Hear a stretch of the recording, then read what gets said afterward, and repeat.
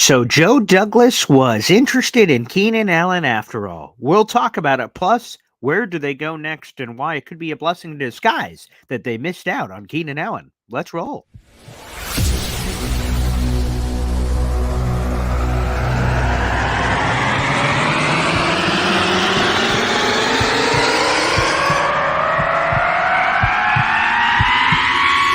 Zoinks! It is unequivocally the Super Bowl for New York Jet fans. Field Yates, baby. Field gosh darn Yates. Let's bring him on the show. Come on, people. Connor Rogers is joining the show. What's up, Connor? But Trevor gosh darn Sycamore, baby, for me, personally, my favorite New York Jet of all time. Wow, it's great to be on. What an intro that was right there. Paul, nobody does an intro like you, man. Paul, you give the best intro of literally any podcast that I've ever been. I'm gonna lose my gosh darn bananas.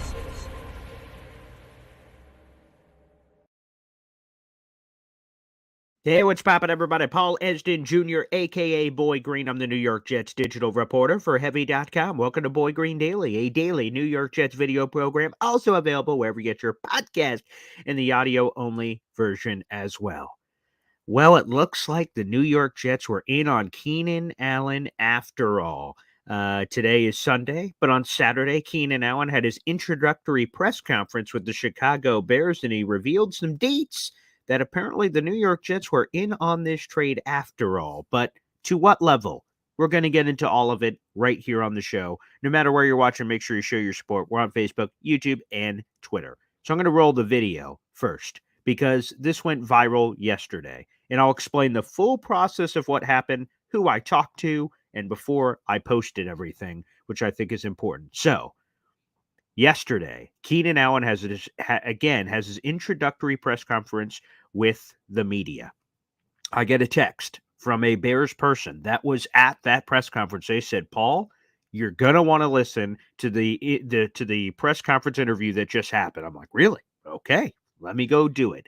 And I heard it, and then I ended up tweeting out something that a lot of people were a little divisive on. Some people on this side, some people on this side. And I will tell you, before I sent out this tweet, which you guys will see in a little bit, I asked a Bears media member, I just heard the Keenan Allen press conference because someone told me to, and this was my interpretation.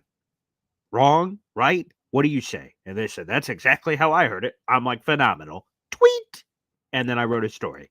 But anywho, let's get to it in case you missed it. This is the two clips. They're paired together, so you hear them continuously. It's about 30 seconds of Keenan Allen talking about the teams that were interested, including the New York Jets. So let's roll the footage. You went on record in January, I think it was during the locker cleanout, just saying that you didn't want to go anywhere else. Did the team, when they were trading you in this process, did they approach you and say, where do you want to go? Or was it just that you found out you were going to Chicago? There was a couple things. There was a couple teams that they would allow me, I guess, to say where I wanted to go. I only had like two teams. And you said there were two teams that you wanted to go to. That had interest, yeah. Okay, what were they? Jets and Houston. There it is. There is Keenan Allen. So let's kind of go through exactly what happened there. The first reporter that you hear on camera asked, did you just get sent to Chicago or did they ask you for your preference? And I was able to see the Chicago Bears media transcript to confirm the question and answer that occurred there. And he confirmed that he mentioned three teams showed interest, that he had a choice of between the three: the Chicago Bears, the Houston Texans, and the New York Jets. A reporter later in the press conference asks, were those, you mentioned two teams that you wanted to go to. Keenan Allen corrects the reporter and says, no, that showed interest. And then, boom, he mentions the New York Jets and the Houston Texans. So it sounds like, let's go to number one here. First off, it sounds like he had the choice between the teams, and then he chose the Chicago Bears. Now, we'll explain why that may end up being a good thing anyway, which we'll talk about in a second. But that was my interpretation because it felt like another Tyreek Hill situation for the New York Jets. But here's why it's slightly different. So I want to, we have the full show to talk about it. You sometimes only get so many characters on Twitter to say. In the Tyreek Hill thing, the Jets agreed to a trade package with the Chiefs for Tyreek Hill. But the Chiefs also agreed to a trade package with the Dolphins and then allowed Tyreek Hill to pick this. Like, wow, whatever. We don't give a flying hoot where you go. You go to the Jets or Dolphins. We don't care. And then Tyreek Hill picked the Dolphins. Jets were left at the altar. For this one, it sounds like, hey, you're the 3 teams interested. You can kind of pick whoever you want. And then we'll work out the compensation. He seems like he picked the Bears. You know what? You want to pick Caleb Williams over Aaron Rodgers, God bless you. But the fact of the matter is here, the part that, was just kind of interesting about all this is now what does it mean for the New York Jets in terms of a pivot? Where are we going now? Because I mentioned it in the story. There's also an article in the description, in the YouTube description down below. And when the Jets missed out on Tyreek Hill, which stung in the moment, you're like, boy, Tyreek Hill, what a crazy playmaker that would have been. The Jets pivot, and then they get Garrett Wilson. Here's a little fun contractual nugget. It's also in the story. Tyreek Hill makes more per year on his new contract, $30 million per year, than Garrett Wilson's entire rookie contract combined. For 4 years, Garrett Wilson is making $20.5 million. For 1 year, Tyreek Hill's making $30 million. I think a lot of us, while Tyreek Hill is super talented, obviously, I think a lot of us would take that Garrett Wilson run of 4 years because he has a chance to be really special, especially when we see him with Aaron Rodgers. So where do the Jets pivot from here? Which is where we'll go to here because I see a bunch of people talking about it. So let's get to the chat. I saw there was a Mike Williams thing. Let me get to that one first. There it is from Matt on Twitter. Is Mike Williams still a possibility? Absolutely. Unless I missed something while I was sleeping. Got up this morning. Mike Williams is still scheduled to meet with the Jets first. That's coming up tomorrow on Monday, March 18th. The Jets will have him in the building. This is something Sauce Gardner hinted at, that there was a wide receiver visiting the next week. We will see. So maybe the Jets tried for one Chargers receiver. Didn't work. You go to Mike Williams. Now, Keenan Allen is a better player than Mike Williams. So there's a downgrade there, number one. But the benefit of it is you're only paying money for Mike Williams. He is a unrestricted free agent. Keenan Allen, you would have had to trade something. Probably a 4th or 3rd round pick would have been the package, potentially, to acquire him. So now you only have to give up money. Not as good of a player, but still brings a lot to the table that would be intriguing for the New York Jets. He's a vertical presence, big guy, 50-50 ball, and catching balls from Aaron Rodgers could reestablish his value to dip his toes back in the free agent waters for some mega money next year. So I would anticipate if the Jets sign Mike Williams, it's a 1 year, maybe 2 year deal. I'd lean closer to 1 year deal to come in and let's make a run, baby. So Mike Williams is absolutely still a possibility. Kevin Bracco on YouTube says, don't let him out of the building. And the Jets will have a chance to do that because he has a second visit scheduled with the Carolina Panthers. And that will be a coming home story in a lot of respects. He came out of Clemson. So there's that South Carolina feel down there. So, if you don't want his heartstrings to be plucked, might have to convince him to stay. We'll see if that happens. Happy St. Patrick's Day to everybody as well. My apologies for not giving that right off the get-go. Kevin again, Paul is the best podcast in the game. I love it, brother. Thank you. We got live streams, interviews, videos. We have it all, baby. Thank you. We love it. Mitch Staff, does Mike Williams move the needle enough to warrant the cap hit? Depends what the cap hit is. I think that's a question for me. I think he's a really talented player, and there's good and there's bad with him. We got to be blunt. We got to be straight up when talking about players. The bad is the injuries. And now they're not as bad as some people say they are, but they're worth bringing up. He's coming off an ACL. How many players come off an ACL and are great? Brees Hall's on that list because he's an alien. Is Mike Williams on the list? I guess we'll see. The other one is I mention this one a lot because, I'm an ACC country, and I actually lived down right by Clemson back in the day. And I don't know if that was when Mike Williams was there. I'd have to double check that. Probably not, though, because he can't be old enough for that to be possible, I don't think. I have been here in New York for 16 years, and then I was down around Clemson, South Carolina for that college like a decade. So, yeah, I don't think the math lines up there. So I don't think I was down there when Mike Williams was down there. But we were for Syracuse country because Clemson came to the Dome a few times here in Syracuse. But it honestly depends what the cap hit is. The Jets have done a really good job of getting bang for their buck for most of the guys. The Tyrod Taylor deal is even better than we thought. We're finding out after the fact. The Tyron Smith deal is even better than we thought. So the Jets have been doing work, quite frankly, on some of these free agency signings. So I will trust them to get a good deal done potentially if Mike Williams ends up coming in. Because I think the Jets are going to – they need 2 receivers. I think one will come from free agency or trade, and then the other one will come from the draft. That's what my gut says. But anywho, on the other thing, so he had a scary neck injury in college, which freaked me out. But he's had a lot of production in between, so maybe you guys can forget about that. But that one is hard for my brain to forget about. He got it from, I think he ran into that like touchdown like pylon thing. And yeah, I think that's how he got hurt and did a number to his neck, which is, God, that still kind of freaks me out. But, and also he disappears in games. I don't know why. Again, is it the Chargers? Is it him? Is it Herbert? I don't know. But there's just stretches of games where he either has one catch for 6 yards or something, or just doesn't show up on the box score. Or when you're watching the game, you're like, why the hell is Mike Williams? Like, where is he? And he's a former first rounder, top 10 pick. So, yeah. But with Aaron Rodgers, the ability to take the top off of defense, that would be very nice. NY Jets FL. I've been watching more tape on Brock Bowers. He's not coverable. Mauling type blocker, run after catch yards. He'll be hard to pass up at 10. Yeah, like I said, I've gone back and forth because we've had draft experts on the show, and also I've seen them on other shows. And if you just take away the tight end thing, because like that label has connotations to it, and we kind of overreact like, tight end though. Like for instance, Matt Miller, ESPN NFL draft analyst, he said on the Jets official show at the Combine that, I can't, this is him speaking, I can't justify taking a tight end with the top 10 pick. Now, if you say it like that and you box yourself into a tight end, I can understand. But if the Jets see him as a pass catcher and just say Aaron Rodgers is going to get the most out of him, then that becomes a conversation. Obviously, with the Tyron Smith signing, which we talked about days ago, the world's enchilada has opened up because of the selection or the signing of Tyron Smith, which opens up the possibilities. You could take Brock, could take one of the top receivers, still could go offensive tackle.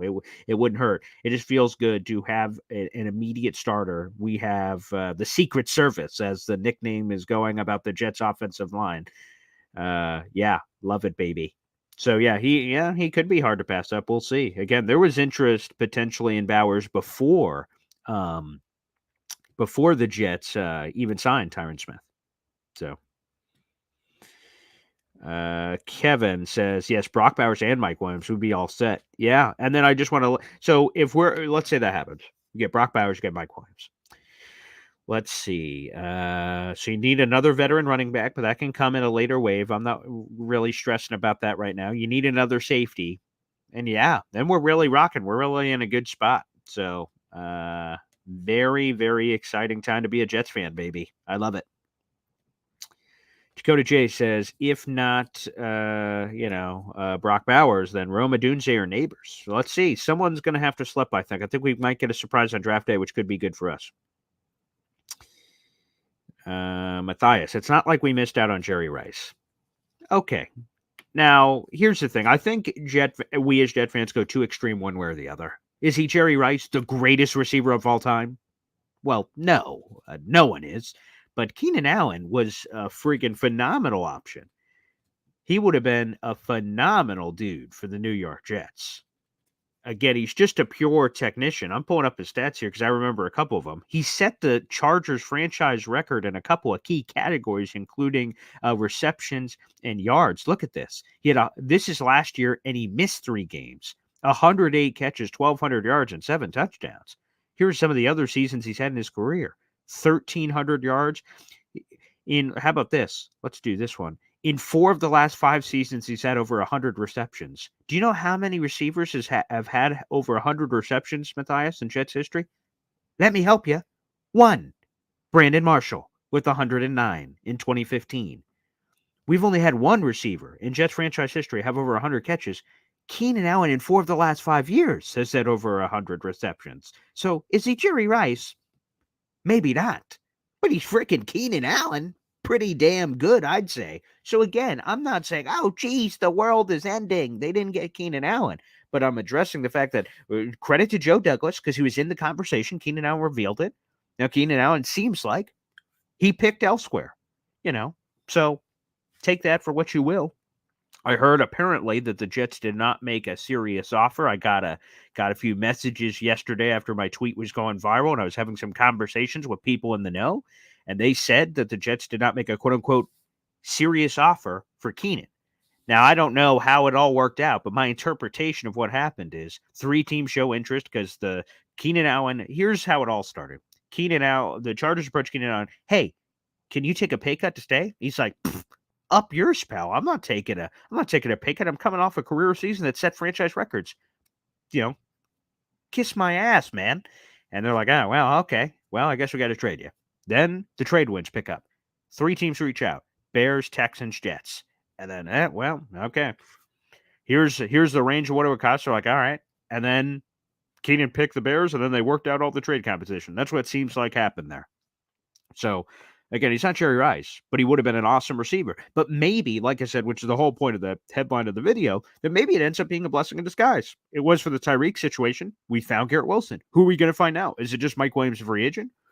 Do we get like Rome Odunze in the draft? We're like, wow, thank God we didn't sign Keenan Allen to $23 million, which is what he would have cost this year. Maybe it's a blessing in disguise. But you can't really judge it till we know what the other answer is. Like, okay, Keenan Allen would have been awesome, but what did they end up with? I think that's a question we're going to have to answer. But Keenan Allen is special. He's special. Jeffrey, part of our Boy Green Super Fan Club. Cheers. Picture the bruise green. Ooh, yeah. Yeah, that'll be a nice touch. Dakota says, I may change my profile pic for the first time to Tyron Smith. I don't know yet. Hey, not a bad thing. And we're seeing all these like Tyron Smith like things now out in the universe. I'm waiting for him to arrive at the Jets and then do those team interviews. But one of them, this was a story I heard. I tweeted out the clip too. NFL Top 100. You know when they do that during the summer? One of the clips they had on there was Aaron Andrews covers a lot of Dallas Cowboys games. And you know that big ass bulky thing that Tyron Smith has on his elbow all the time? You're like, whoa, he like looks like a robot. Aaron Andrews revealed on this NFL Top 100 clip that I tweeted out that is not an elbow brace. That's a knee brace that he's wearing on his elbow. You may ask yourself, why? Apparently, an elbow brace doesn't fit Tyron Smith because he's not the normal size of a human being. So they have to put a knee brace on because that's the only thing that fits. What? That was a crazy story I heard yesterday. That is that unbelievable. So that was a wild story to hear. But man, I'm so excited because again, the boys are back in town. The Tyron Smith is the one you guys know. For all these Boy Green OG people in the chat, you know I've been screaming about Tyron Smith for months. So this is exactly what I wanted. Let's go to Chris Gadna on Facebook. If Joe Alt or Rome Odunze is there at 10, take them. If not, trade back and build the team even better. That's another option that feels even more available now that they have a left tackle. It seemed harder to trade back without having a left tackle because then like you have a glaring need and you're trading back and other things can happen. But now that they have the starting 5 on the O-line, it feels like the possibilities are open like a trade back because you could trade back. And as I've mentioned this week, a new name has entered the fray for me that was not in the conversation before. And that's Tyler Guyton out of Oklahoma, who needs a little bit of seasoning. And I think being in a room with Tyron Smith could only help. So like that's on the table. Some of the other offensive tackles are Marius Mims or this guy or that guy. There's a bunch of names now available. Maybe Brian Thomas Jr., the LSU receiver. Maybe you go to a different wave there and then pick up the second. So, yeah, it's all on the table, Chris. It's a good point. Phil, I think there's a high probability he signs with us today. He doesn't meet till tomorrow, so unless they flew him in early, I don't think we're getting Mike Williams today. But maybe. And then on the Carolina thing, again, I would imagine it's just a coming home thing because he went to college at Clemson, so to go back to South Carolina could be a thing. Jay Beers. So who's the guy they got for left tackle to protect Aaron Rodgers? Yeah, his name is Tyron Smith. He's a massive human being. He's one of the best left tackles in football still to this day. He will eventually retire and be one of the best left tackles that the history of the game of football has ever seen. He's a massive man. He's 6'5", 320 pounds, 2-time first-team All-Pro, 8-time Pro Bowler, 3-time second-team All-Pro, a former top 10 pick out of USC. He's part of the All-Decades team. Like, this guy is a superstar. And the only concern with Tyron Smith is the injuries. And yes, in 2 of the last 4 years, he's missed a significant amount of time. That's fair. But for the breadth of his career, he's averaged 13 starts a season, and he hasn't had a full season played since 2015. The good news for me, though, is if we get a normal Tyron Smith season, which, by the way, also included last season where he played 13 games, then the only thing you have to cover for is 4 games. If I'm getting a second-team All-Pro for 13 games of Aaron Rodgers, sign me up. And the other 4 games, you need a reliable tackle. So the Jets will need another swing tackle. We mentioned some of the needs earlier. Is that Bakhtiari? Is that like a Donovan Smith from the Chiefs?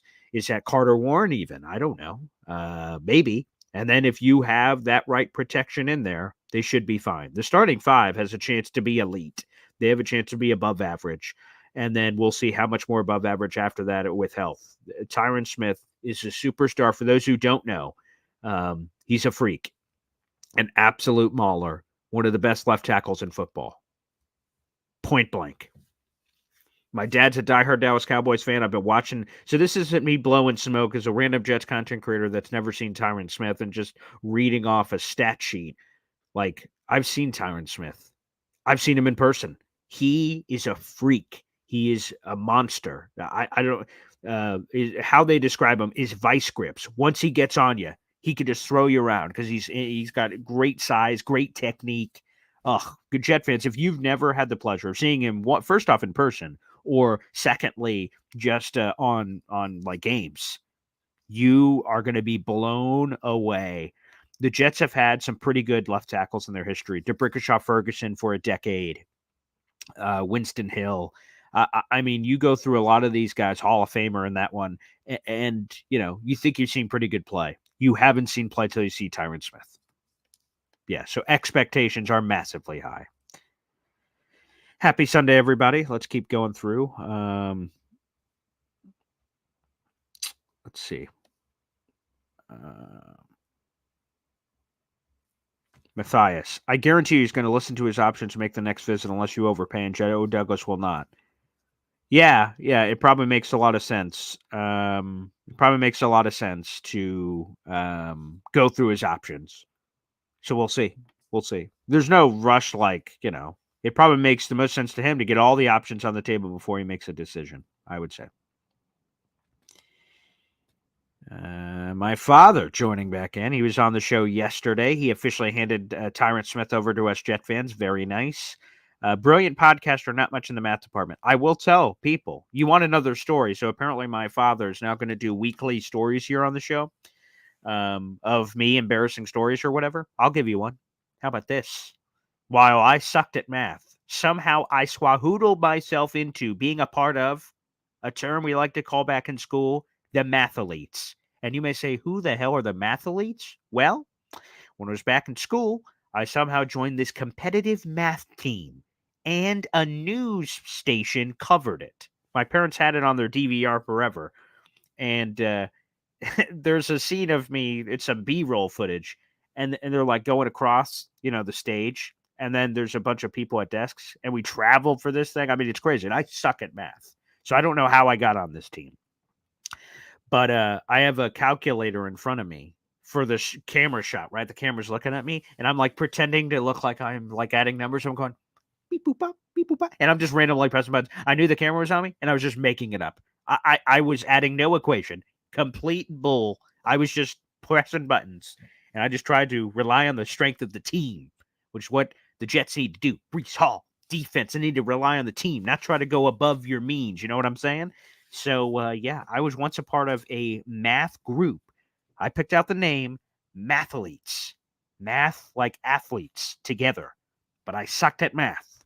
Somehow I got on the team. Not sure how. But that's a true story. Yeah, we got on the local news for that.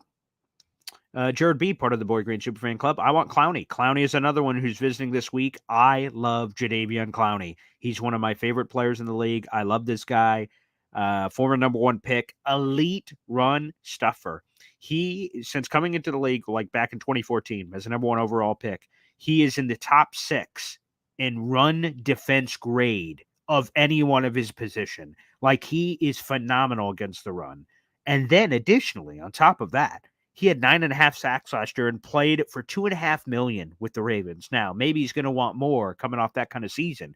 But with the Jets and what they have, maybe it's an arrogant thing. But I think on this Jets defense, anyone that did anything anywhere else, I believe they could get into an even higher level when you think about the Jets scheme, which is spectacular, and the people around him. Let's say Jadeveon Clowney comes in.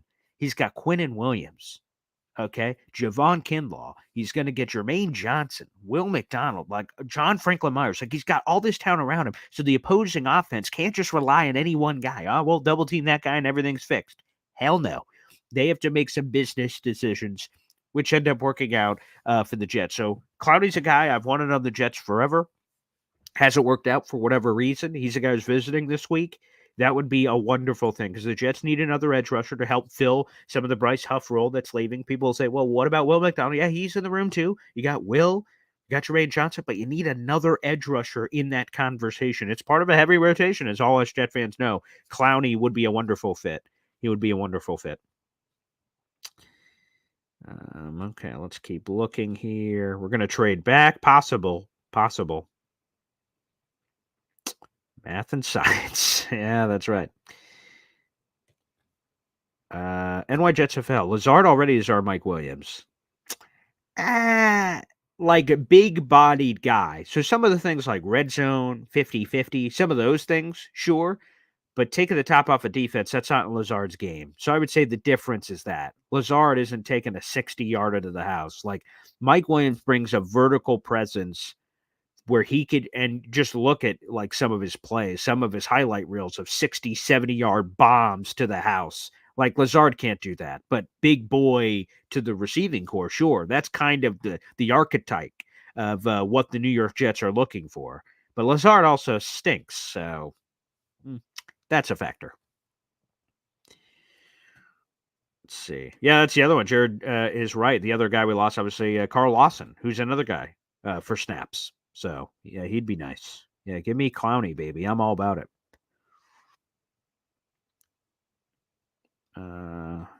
Jimmy Jet. Hey, Paul, I saw you at the parade. Oh, okay. Yeah. I'm all over the place here locally in New York. So, yeah. All right, Jimmy. That's cool. I love seeing all you people out there. Yeah, someone just commented. They're like, oh, you're a Syracuse guy. Yeah, I live in Oswego, and then I go to work in Syracuse for my radio show. And for the Syracuse Mets stuff I do, AAA affiliate of the New York Mets. All my work is in Syracuse. Yep. Oh, you should have said hello. Mitch, if the Jets could trade down and get AD Mitchell and Guyton, it would be perfect. It would be the perfect Jets draft, in my opinion. Yeah, that'd be great. Again, I'm more on Guyton now that we have a left tackle there, for sure. And Jared B, you're right. Keenan destroyed the Jets last year. Remember that sick catch at the end of the game where he like was falling away and pulls it in? I'm like, oh, ridiculous. It's like anyone who's trashing Keenan now, I'm like, come on, man. He's spectacular. He would have been so cool with Garrett Wilson. How much longer does he have left in the tank in his early 30s? I don't know. But he would have been cool. So I'm interested to see where they pivot from here. But Keenan Allen is the Bears trade away Justin Fields, which, by the way, quick nugget. Jets will travel to Pittsburgh this year. We'll learn the schedule in May, but the Jets will travel to Pittsburgh. The two quarterbacks they will play, one or the other, Russell Wilson or Justin Fields. So that should be fun. But shout out to Caleb Williams. Now that's official that they're taking a quarterback with the number 1 overall pick. It seemed like the most obvious thing in the world. But what a team he's walking into. DJ Moore, Keenan Allen, DeAndre Swift, that defense. Okay. All right, Caleb, you're going into a good situation there, kid. Shout out to the Bears. Bears. Yep.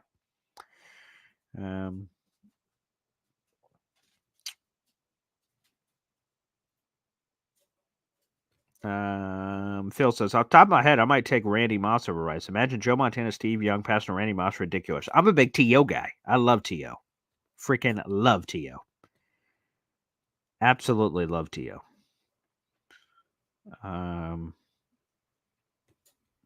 Chris Gardner. There's a lot of good young tight ends. I think we could get one later on. We need to come away with another tackle and guard in this draft because we need reinforcements and younger line talent. Here's my opinion. I think it's all or nothing, and I kind of feel this way when you go into fantasy football. Let me make that comparison real quick. If you're in fantasy, you either take a tight end early or like the last pick in the draft. That's kind of my take. You take one of those guys you believe in.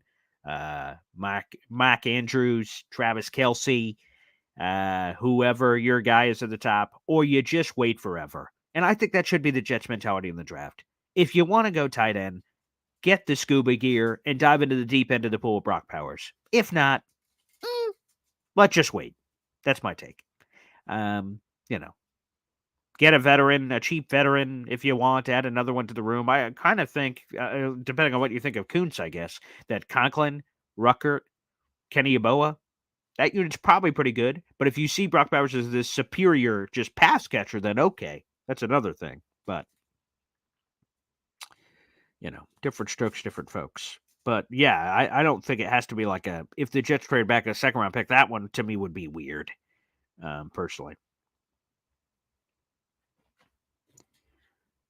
Avatar here. Very sad that we're going to have to bite the bullet and eat the $11.2 million for Zach Wilson, upping our dead cap for 2024 to $45 million. Yeah. An interesting topic of choice, right? Zach Wilson, because we're seeing all these other quarterbacks get traded. Justin Fields, conditional 6th. Mac Jones, like a 6th. Desmond Ridder gets traded straight up for Rondale Moore. We're getting a lot of young quarterback movement. Zach Wilson still remains with the Jets. I would say that the Jets have no rush to move Zach Wilson, because if they cut him, to your point, all $11.2 million of his cap is just against. So you get no savings. So why would the Jets cut him early to help him out? I don't see that. So we'll see. Maybe there's something during the draft. Zach Rosenblatt mentioned this on my show a bunch of weeks back, that you could do Zach Wilson in a 6th for someone's 5th or 4th or something. Like you could use some sort of movement like that. Maybe. We'll see. But yeah, it seems like spots are filling up quick, though, which is really sad. It's going to be embarrassing for the Jets if that does indeed happen. It's very possible. I'm not saying it's not likely. I'm saying it is likely, probably, at this point. If the Jets just cut Zach Wilson, what an embarrassment. Take him in 2021 with the number 2 overall pick. 3 years later, just straight up dump him. That'd be a bitter pill to swallow. But very much on the table.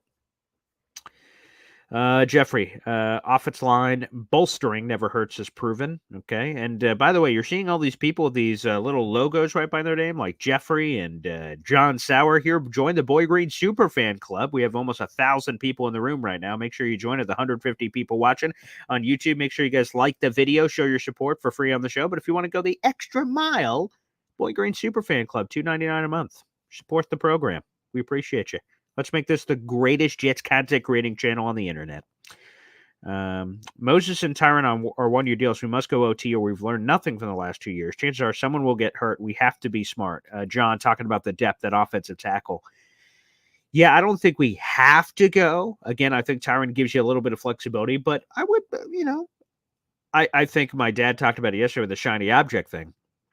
It'd be intriguing to get a receiver because you just plug and play, and they're playing right now. In theory, that rookie OT might get some round of time during the season, but they're going to be starting off on the bench, which for 2 straight years of getting a quote-unquote bench guy, that might be a hard pill to swallow. But I do think that it'd be a little bit easier to digest at offensive tackle, quite frankly. So I don't think it's an absolute must, but you are right that the 33-year-olds of Tyron Smith and Morgan Moses are both 1-year deals. 1-year deals. Okay, let me see. Joe has a mock draft scenario. Trade down to pick up a second rounder. First round, Brock Bowers. Second round, Ricky Pearsall. Would love Ricky. Third round, best offensive lineman available for pipeline depth. 4th, cornerback and wide receiver. Yeah, so let's go through these. So Brock Bowers, again, we've explained that. That could be a lot of fun. Ricky Pearsall, yeah, I think you're going to have to get him in the 2nd based on everything we're hearing. Best O-line available, sure. Add more depth. 4th, corners. Remember, Michael Carter II and DJ Reed are both free agents to be. It's weird that they didn't extend DJ Reed now, because that would have given them more money to play with. He has a $15 million dead cap hit, so maybe something's coming there with DJ Reed. Michael Carter II for sure during the summer. And another wide receiver, why not? Yeah, we'll see. I'm not sure about 2 wide receivers, but maybe. Chris Gardner, ironically enough, we could get Jerry Rice's son. There you go, Matthias. There we go. Brendan out of USC. Yeah, he's a good kid. He's a good kid. A lot of pressure on him, of course.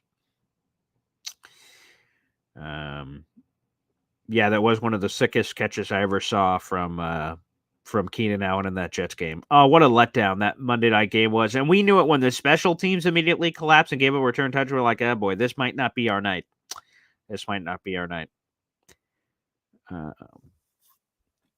Snowball says, trade back, get a second, knock on the Raiders' door and ask for Devontae. Yeah, Devontae would be so fun. That would be so fun. I wonder if we get like a Mike Williams or something. Will the Devontae Adams dream officially be dead? I don't know. I guess we'll see. Once they get another big-time receiver. Like, if they got Keenan, it seems like Devontae is dead, obviously.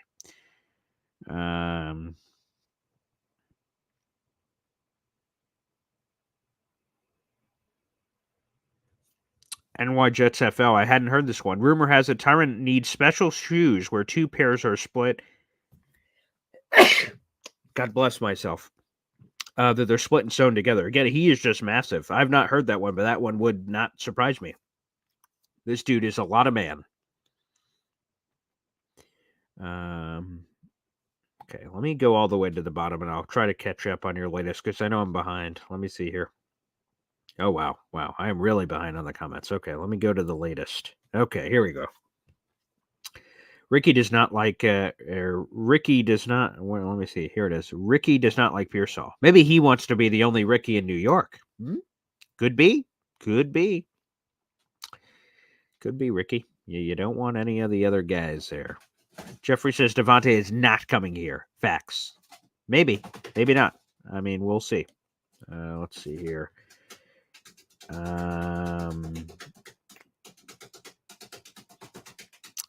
Yeah, by the way, you may be wondering all the time, you hear that sound that's happening right now, you're like, what is happening over there? I just have to tell you, I don't think I've ever announced this on camera, but I have ferrets. I have two ferrets, and they're right to they're to the right of me. And when you hear that weird ass sound in videos all the time, you're like, what is Paul doing over there? That is a ferret, like, like a rabbit when they kind of, scratch by their ear and then the other leg's going, pop, pop, pop, pop, pop, pop. That is ferrets. It's 1,000% true. I haven't told anyone this, but that is 1,000. They're right there. That's a very bad for the. That's very bad for the. The office, the recording studio. I got to show them. Okay, well, this. Yeah, they're sleeping right now, or I would. Well, that one that got. So one apparently just got up, got kind of stretch. I don't know if I could do this and then go back, I guess. But yeah, but I have two. I've had a lot before in the past. Yeah, so here are the two names of the ferrets. Now that we're already here. Yeah. We've got a Champa, like a Boston Champa, because used to kind of nibble on the ankles. And then we have Oogie, who's kind of this fat ferret with this odd face. But those are true. So in any show, I've been on Jake Asman, I've been on Buffalo, I've been on anywhere, or this show, and you hear that, and I try to mute the mic real quick, ferrets. Ferrets.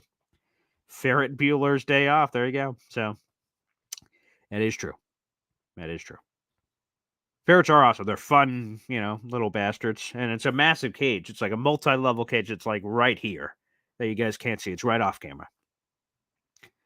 Let me see. I don't think there's a good way to show it, or I would, but yeah, that is true. So for all those people who have been curious, what is going on over there?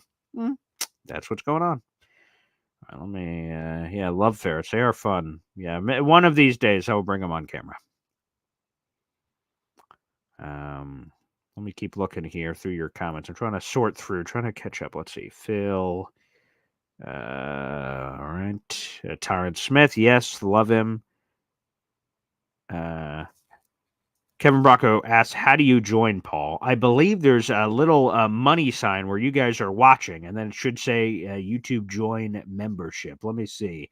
I'll try to drop you guys a link in here for how to join the channel, but I'm pretty sure you could just hit the money sign on the side and then join it that way. Let me see if there's like a... Yeah, here. I will... I'm copying this link, and I'm going to put it right there in StreamYard for you guys on YouTube. So, okay, here we go. Here we go. Here is the link. Boy Green membership. I just put that in there so you guys can click and hit that to join. To join the channel, you can click that and see all the details. It's $2.99 a month. That's a way to support the show. So feel free to do so. Hop on, and I will give you a shout out because it should tell me as soon as you guys join here live on the stream. So that should help you guys. Please do. I'd love it. Boy Green, I need a snake. I don't think so. I'm gonna be honest. I don't have that on my bingo card. Going to be honest. On a snake. It seems like a weird pet to have.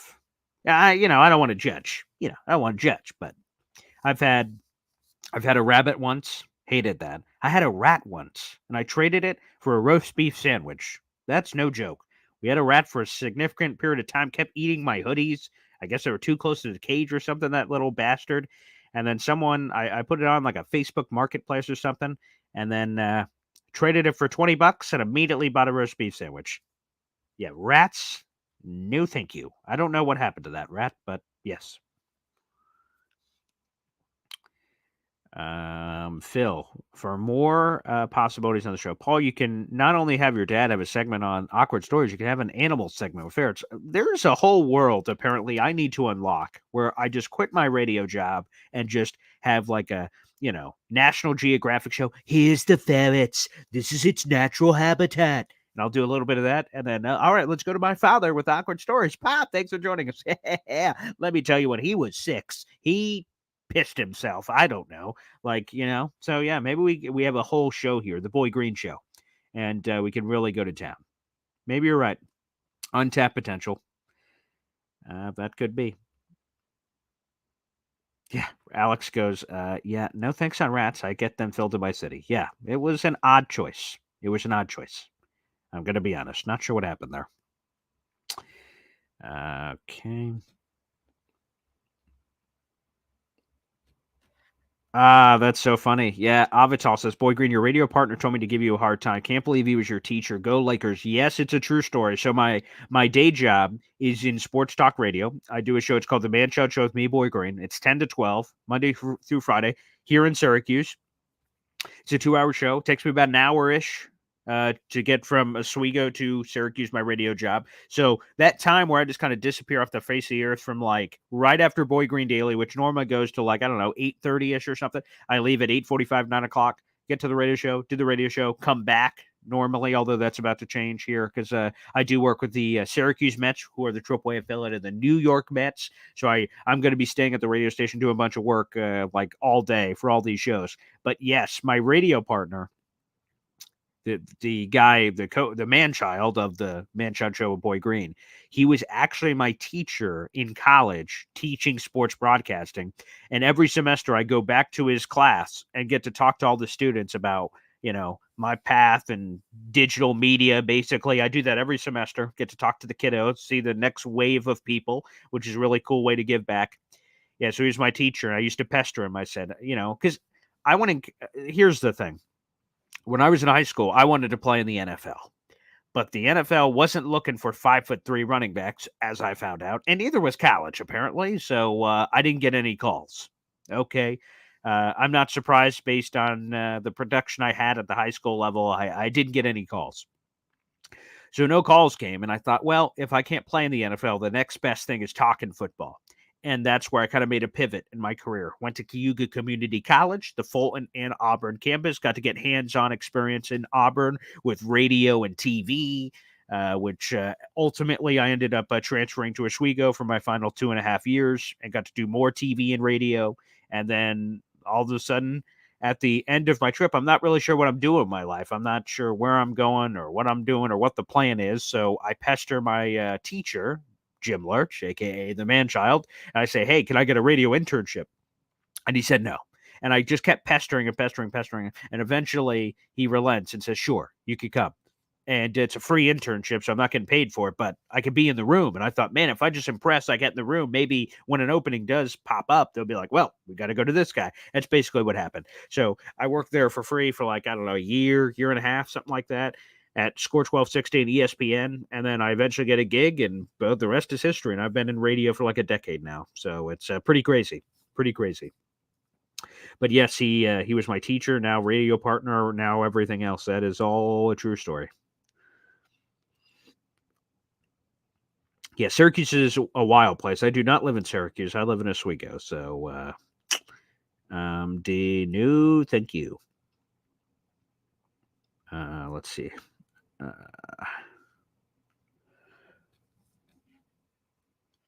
Tackle Duke. Is that Graham Barton, the guy who plays? I think he's projecting at center at the next level. He's got like a weird story too. Let's keep going here. Let's go through your guys' latest comments. Got like 1,000 people in the room, so love it. Welcome to Boy Green Daily, everybody. New York Jets and apparently other commentary as well. Oh boy.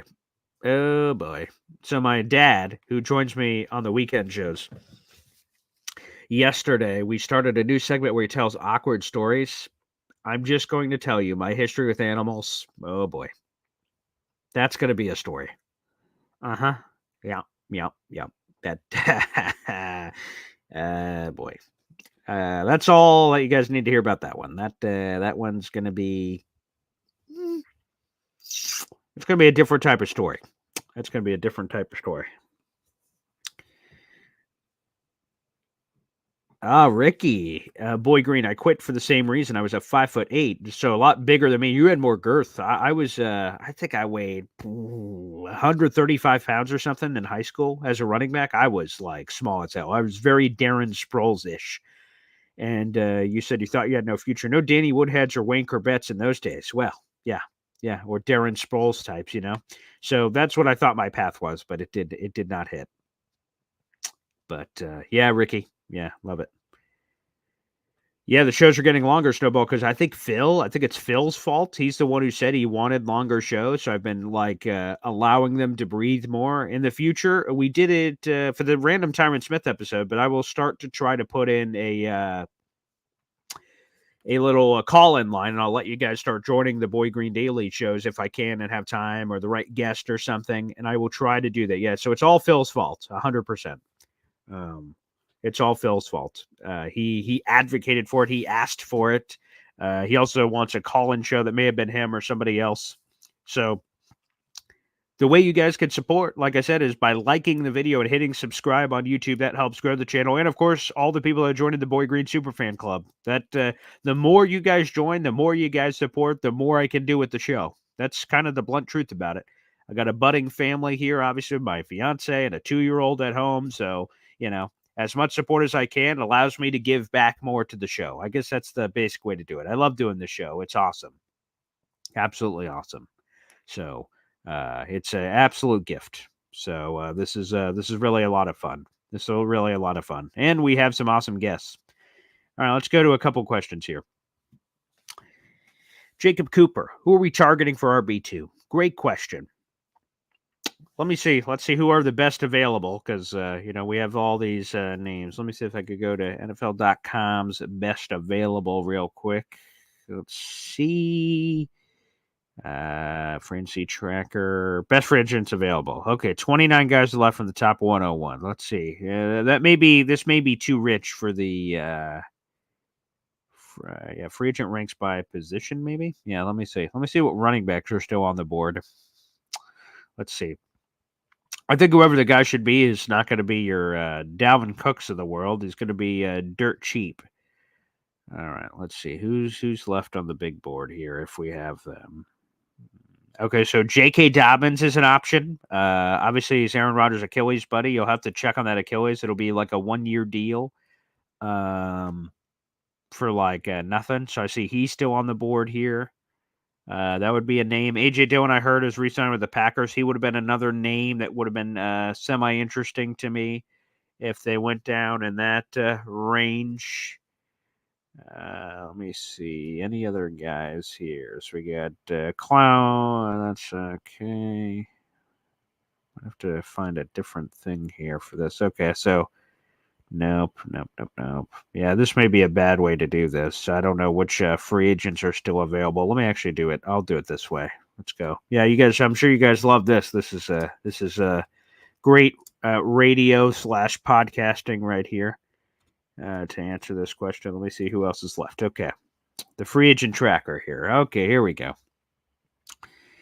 All right, so Jacobs gone, Saquon gone, Devin Singletary gone, Henry gone, Gibson gone, Eckler gone, Zach Moss is gone, Aaron Jones is gone, Gus Edwards is gone. Wow, we lost a lot of running backs. It must have been because of the weak draft class. Ty Johnson's gone. Here are the available players. All right, Cordero Patterson, that'd be kind of nice. He's 33, he's getting older. Madison, I don't love a lot. Zeke would be a name. Let me see here. I'm kind of going through their list that they have. Dobbins, I like. Kareem Hunt would be one that the Jets kicked the tires on a couple years ago trade wise, but never pulled the trigger. Tay, I love Latavius Murray. He's a local kid here. Most recently played for Buffalo. He's a good leader. Dobbins would be a good one. Zeke, CEH. I mean, he's young, but So yeah, Cordero Patterson, Zeke, some of those names. That would be it. That would be it for me on Jacob, who asked that question. Okay. Have we given up on Izzy? No, Kaz. We have not given up on Izzy, but I'm glad that you brought this up. For me, I think Izzy has a ways to go. He stunk in pass protection, which is why I didn't get on the field more. And he had like 20 carries for 70 yards. So I just don't know what Izzy is. I'm not saying I'm giving up on him, but in my perfect world, Brees number one, insert veteran guy. I mentioned a couple that you could insert into the equation. Izzy number three. That's how I would have it stacked. And but for this, let me be clear on this veteran RB2, I'm paying nothing. Like Hunt, I'm paying $1 million, $2 million. I'm paying nothing for Hunt.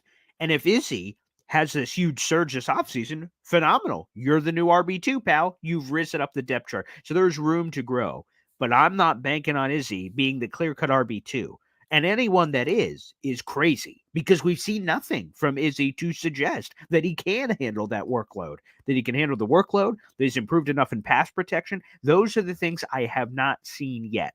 So, no, I'm not giving up on Izzy at all. Izzy to the Hizzy, the draft, all the Brooklyn story, all of it's cool. I'm all copacetic with all of that. But to be able to rely on him to that level, I'm not willing to do yet. So you need another proven veteran guy. And for people that say running back is not a need, I also think you're crazy. You're cuckoo for Cocoa Puffs because Brees Hall should never have a 40-plus carry game again. Ever. To do that basically a year away from his ACL is just it's negligence. You just can't be doing that kind of stuff. And that's what they did. And I want to prevent that from ever happening. And how do you do it? You bring in a reliable guy. So that's my take. Because I'm glad you brought it up because it's a healthy conversation to have in the running back room. Okay. Let's go. Who's the other position? Someone just asked about some other position. Let me see if I can find it here. Should have had a Hunt last year. Yeah, he's good. He runs the ball, catches the ball to the backfield. I like Kareem Hunt a lot. Josh Kelly, man, that could be an interesting name. I kind of glossed over him. Yeah. Can we still trade for a Sutton? It sounds like from the Broncos side that's not happening, but maybe. Yeah, the trades aren't impossible at this point, but we'll see. I think some of the big names have been moved, but Devontae's the big fish, and maybe there's someone else. I normally try to use NFL.com, but theirs is kind of whack. So the other one I use is Spot Track. They have the who gets signed and who's still left. So that's a good one to use. Is Spot Track has ones, and they normally are pretty good about throwing out who was already signed and then who's there, and they rank it by salary. So that's the names. Why there could be other names in there. Deontay Foreman, okay, maybe. Cam Akers, and yeah, he's out there too. Zeke did look good last year. I know a lot of people hate Zeke, but Zeke is really good at pass protection. Great goal line back. I know Brees and Michael Carter, the running back, had some weird responses to the Zeke rumors, but Paul, you do a good job. Thank you. I appreciate that, man. Perfect format. It's very relaxed. I love that. Do I expect any big moves? Yeah, I think the Clowney and Mike Williams and or other receiver thing could definitely happen this week for sure. Absolutely, I do. So those are the big moves left. And then like a depth piece. I think like the Bakhtiari thing is going to wait. You're going to wait for him to get healthy before you make that decision. But more depth can't hurt if you find anything there. But yeah, safety, again, that's another one I'd like to see. Maybe that's a draft thing. A linebacker is something. I think someone asked about linebacker here, but I can't find the comment. Sorry, we have too many comments, so I don't know who asked that. So you'll either have to super chat that in so it breaks through all the monotony here, but linebacker because CJ Mosley is here for this year, next year, but you do need another guy kind of in the pipeline because eventually it'll work. CJ Mosley, Quincy. CJ Mosley moves on in a couple years. Quincy takes over, new guy pipeline to replace the Quincy role. So you will need that eventually. You will need that eventually. Oh, Avatar. Okay. You didn't ask, but I'll tell you. There is a few guys on my bucket list. I love interviewing. It's something I've been doing my entire life. Daniel Jeremiah is on my bucket list. I love Daniel Jeremiah. He obviously has the tie to Joe Douglas and then the staff that way. Oh, he's on the bucket list. Rex Ryan is on my Moby Dick list of guys I want to get on the show. Rex Ryan's on there. Daniel Jeremiah's on there. Let me see. Sanchez would be a fun one. I'm trying to think of other guys. I don't know how up for it DeBrickashaw Ferguson would be, but he'd be up there on my list for sure. Curtis Martin, of course. But media guys, like Daniel Jeremiah's on that list, and I've been chasing that one. I've been chasing that one for sure. I would love him on the show because he could talk draft, he could talk Jets. He's smooth operator for sure. So I got to get a good in for Daniel Jeremiah to get him on the show, but that would be awesome. I love Daniel Jeremiah. I absolutely love Jeremiah. So yeah, I would love to be the first to get him on. Chris, have I ever gotten Wayne Corbett on? I have not. I know he does this stuff with Jets X Factor, so no, I've never had him on. I've never met Wayne Corbett, but he'd be cool for sure. He'd be on the list, yeah. I have other guys a little higher on my wish list, but yeah, Wayne would be fun. Come on, yeah, he'd be amazing. Avatar says, I met Jeremiah one weekend where I went to an App State game. Interesting dude. Yeah, well, yeah, he seems really awesome. Let's see. How do we feel about Madison, excuse me? Yeah, he would be interesting. He'd be interesting. He seems to be better in a 1-2 role, which he would obviously be with Brees. Terrell says, are you not concerned about Williams? He only played 3 games last year. He had tore his ACL. So sure. Yeah. That's why they're bringing him in the facility to let the medical people look at him. So yeah, sure. There's concern from that. How does he look coming off a torn ACL? It's not like he's going to get a 3-year deal for $60 million again. That's not happening. So he's going to have to take a 1-year prove deal.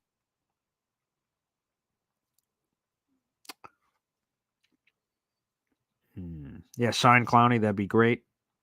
All right. Yeah, a bunch of comments here. All right, we'll cut it off there at an hour. Well, guys, thanks for joining us. Over 1,000 people in the room. Again, the free way all of you guys can contribute if you like this show. If you hate this show, love or hate, to the 200 people on YouTube, make sure you guys like the video live on the show. It makes a huge difference for the YouTube algorithm. So thank you. And, of course, subscribing grows the channel. And then the 900-plus people on Twitter. Guys, just hit that follow button. We appreciate you. Let's spread the good word, baby, of all of this. It's going to be a lot of fun. Tomorrow, I'll give you the tease right now exactly what we're having tomorrow. Dom C, we're doing our first post. We're doing another 7-round Jets mock draft tomorrow morning with Dom C. And it's including, of course, the additions of Tyron Smith and Morgan Moses. How does that change the entire Jets draft? We will see with a fresh 7-round mock draft tomorrow morning. Hope you guys should check it out. Every single day, live content, 7:30 in the morning. Plus, we're live in the afternoons at 3 o'clock on Tuesdays and Thursdays as well. Plus, all kinds of other random videos. Like the other night, we went 2 hours live for Tyron Smith. That was obviously not on the bingo card, but we just did it. So, boys, appreciate it. Thanks for the boys and gals. Thanks for all the support on the program, and we'll see you. Enjoy your Sunday. Happy St. Patty's Day to all of you out there. God bless. We'll see you next time. Take care.